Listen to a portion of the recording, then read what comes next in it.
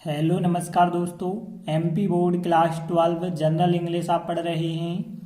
आज हम पढ़ेंगे lesson 12 the value of man. अब देखिए आदमी की कीमत। इस पाठ में एक बहुत ही अच्छी कहानी बताई गई है। उस कहानी को हम शॉर्ट में थोड़ी सा समझ लेते हैं।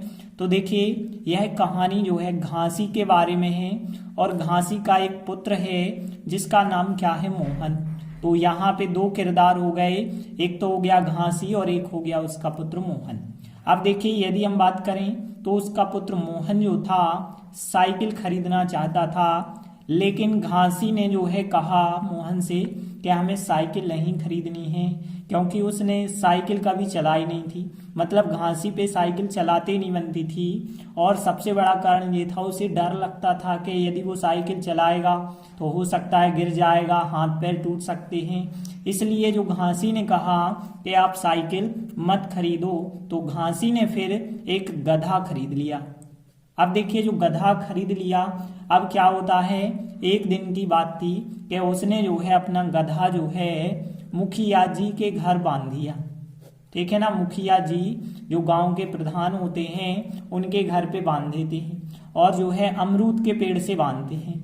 और फिर जो है अगली सुबह वो देखते हैं कि गधा वहां नहीं है, गधा जो है चोरी हो जाता है। अब चोरी हो जाता है तो घासी चूंकि बूढ़ा व्यक्ति था, इस वजह से वो अपने पुत्र मोहन से कहता है कि जाओ जाके गधे को ढूंढ लाओ। तो मोहन जो है बहुत देर तक जो है गधे को ढूंढता रहता है। अब ऐसा जो है रोज करने लगा, लेकिन गधे का कहीं पता नहीं, वो रोज ढूंढने जाता। तो एक दिन जो है मोहन ने गुस्से में कहा कि जो है गधे को ढूंढने के चक्कर में मैं खुद गधा बनते जा रहा हूं, ऐसा उसने कहा। क्योंकि उसे गुस्सा आ गई कि दिन भर गधा ढूंढना ढूंढना लगा रखा है, गधा मिलता है नहीं है। तो इस वजह से उसने यही कहा कि गधे को ढूंढने के उद्देश्य में वह स्वयं एक गधा बनते जा रहा है। अब कुछ दिनों बाद क्या पता चला कि जो गधा चोरी हुआ था वो गधा जो है कंछेदी के घर पे मिल जाता है। एक कंछेदी है, एक व्यक्ति का नाम, जिसने गधा चुराया था, उसके घर मिल जाता है। तो घासी जो है शिकायत करते हैं पंचायत से कि कंछेदी ने उसका गधा चोरी कर लिया है। तो अभी हमने जो इतनी शॉर्ट में अभी कहानी बताई, इतने के क्वेश्चन आंसर हम देखेंगे। तो देखिए पहला क्वेश्चन 2013, 2015, 2019 में आया हुआ है, इस वजह से हम इसे सबसे ज्यादा आईएमपी क्वेश्चन कहेंगे। तो देखिए पहला क्वेश्चन क्या है, what was Ghasi's complaint to the panchayat. Ghasi की शिकायत क्या थी, टू द पंचायत मतलब पंचायत में या पंचायत के लिए। तो घासी ने पंचायत को कौन सी शिकायत की थी, तो हमने आपको बताया घासी ने शिकायत की थी कि कंछेदी ने उसका गधा चोरी कर लिया है। तो देखिए आंसर क्या बताया गया, घासी की शिकायत यह थी कि कंछेदी ने उसका गधा चुरा लिया था। अब देखिए यहाँ पे यदि हम इन दो लाइनों को ट्रांसलेट करें तो पहली लाइन तो क्वेश्चन की होगी, क्योंकि घासी की शिकायत, तो यहाँ पे लिखा है घासी इस कंप्लेंट।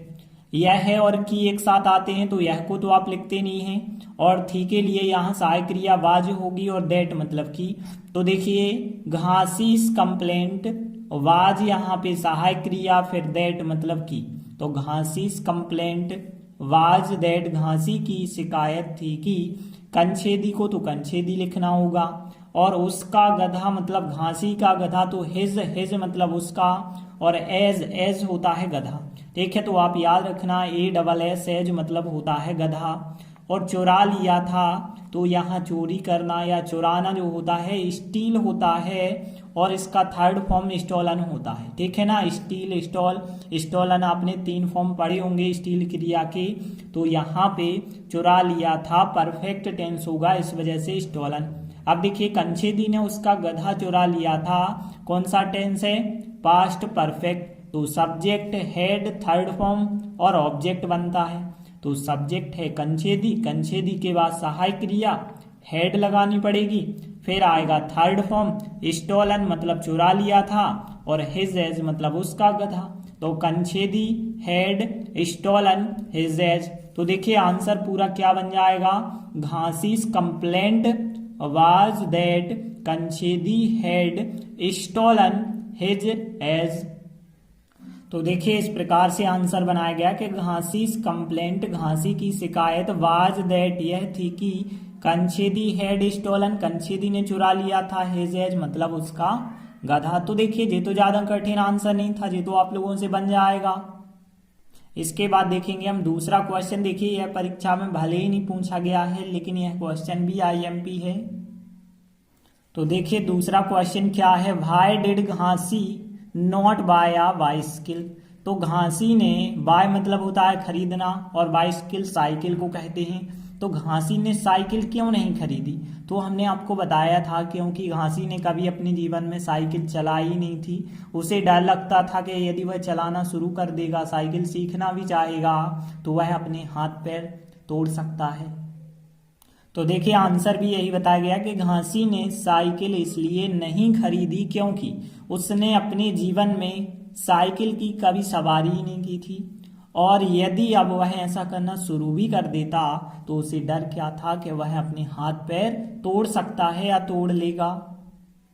तो देखिए अब हम इन चारों लाइनों का ट्रांसलेट करेंगे। तो कौन कौन से वर्ड ऐसे हैं जो आपको पता होने चाहिए।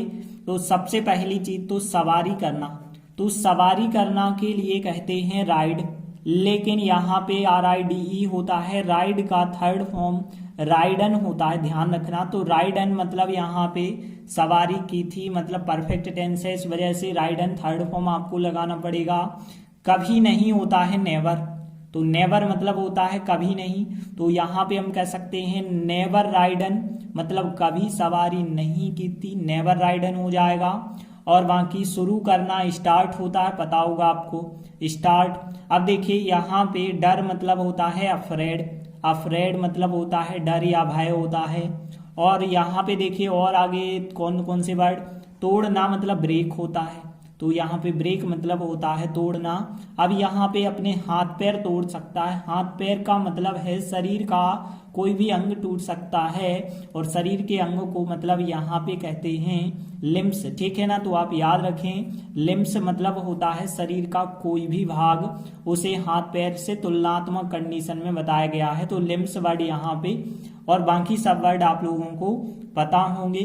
तो देखा जाए यदि, तो पहली लाइन तो क्वेश्चन की होगी कि घासी ने साइकिल इसलिए नहीं खरीदी क्योंकि, तो देखिए यहाँ पे डिड सहायक क्रिया अब स्थान पे आ जाएगी, तो यहाँ से यहाँ तक वाक्य होगा Ghasi did not buy a bicycle, Ghasi ने साइकिल इसलिए नहीं खरीदी, बिकॉज मतलब क्योंकि, बिकॉज मतलब क्योंकि। अगला वाक्य उसने, उसने मतलब घासी ने, घासी को आप ही कहेंगे, और अपने जीवन में मतलब हिज लाइफ, अपने जीवन में, इन मतलब में, साइकिल मतलब बाइसिकल सवारी नहीं की थी, कभी सवारी नहीं की थी। हमने नेवर राइडन बताया, तो नेवर राइडन मतलब कभी सवारी नहीं की थी।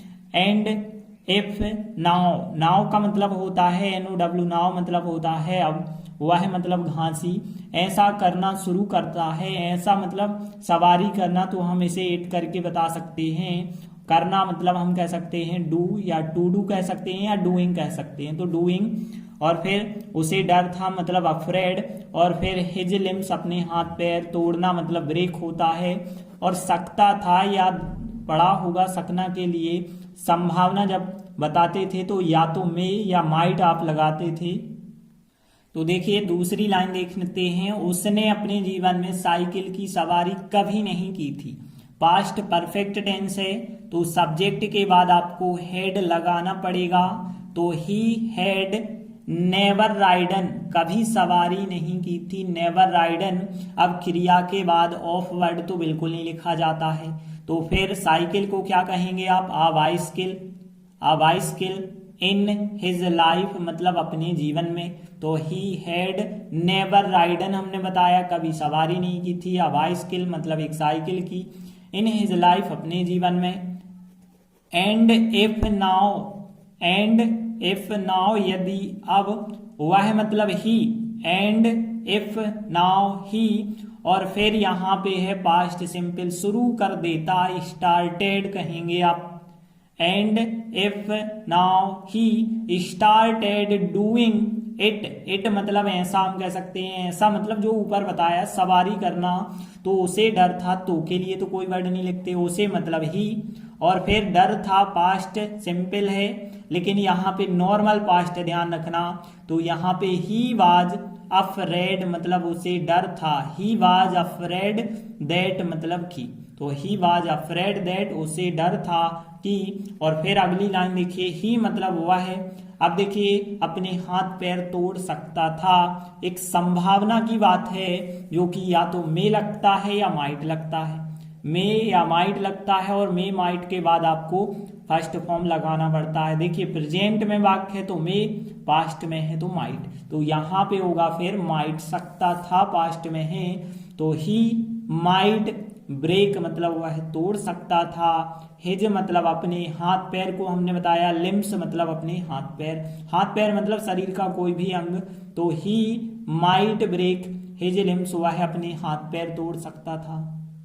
तो देखिए अब फिर से एक बार आप समझ लें इस आंसर को, Ghasi did not buy a bicycle because क्योंकि ही हैड नेवर राइडन उसने कभी सवारी नहीं की थी, a bicycle in his life, and if now he started doing it he was afraid that he might break his limbs। तो देखिए answer क्या बना है, पहली लाइन क्वेश्चन की थी कि Ghasi did not buy a bicycle because क्योंकि, फिर दूसरी line he had never ridden उसने कभी सवारी नहीं की थी, अ बाइसिकल मतलब साइकिल की, इन हिज लाइफ अपने जीवन में, and if now he started doing it यदि वह ऐसा करना शुरू कर देता, तो ही वाज अफ्रेड दैट उसे डर था कि ही माइट ब्रेक वह तोड़ सकता है, हिज लिम्स मतलब अपने हाथ पैर तोड़ सकता है।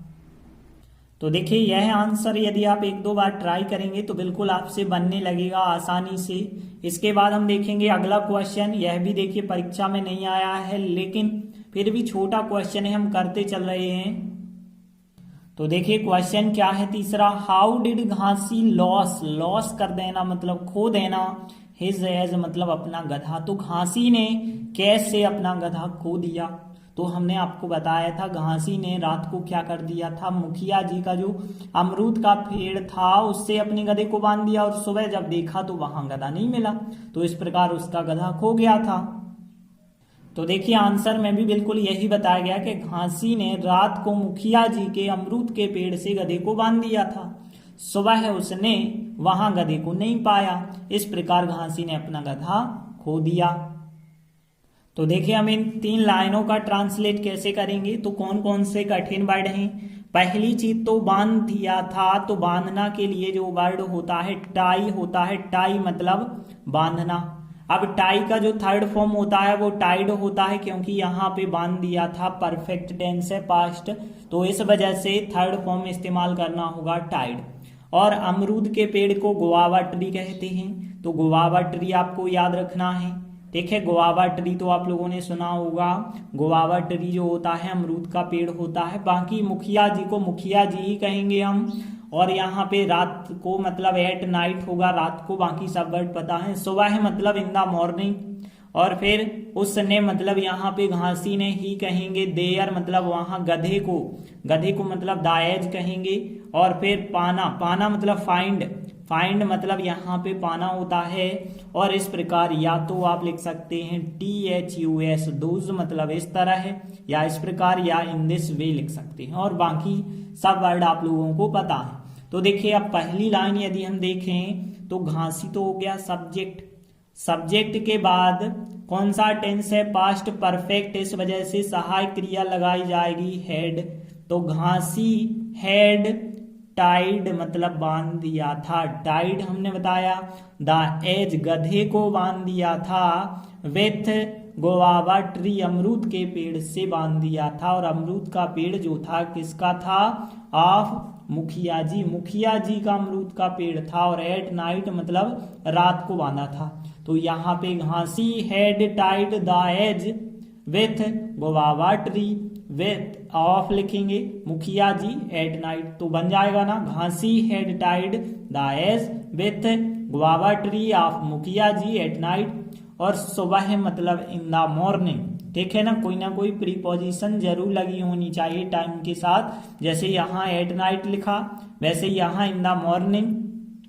ही मतलब उसने, तो ही उसने वहां गधे को नहीं पाया, पास्ट सिंपल का नेगेटिव है, पास्ट सिंपल का negative subject did not first form बनता है। तो यहाँ पे डिड सहायक क्रिया आपको इस्तेमाल करनी पड़ती है सब्जेक्ट के बाद। तो यहाँ पे इन द मॉर्निंग और ही मतलब उसने डिड नॉट फाइंड नहीं पाया, द एज गधे को नहीं पाया, देयर मतलब वहां पर। तो in the morning he did not find the ass there. और दूज मतलब इस तरह है, दूज मतलब होगा इस तरह, घासी ने अपना गधा खो दिया। तो यहां से यहां तक जो है आप लिखोगे, लेकिन लॉस के स्थान पे आपको इसका सेकंड फॉर्म लॉस्ट करना पड़ेगा। तो घासी लॉस्ट हिज एज हो जाएगा। देखिए एक बार रिपीट कर देते हैं। तो घासी had tied the ass with guava tree of mukhiya ji at night, in the morning he did not find the ass there, Dooj इस तरह या इस प्रकार घासी लॉस्ट हिज एज, घासी ने अपना गधा खो दिया।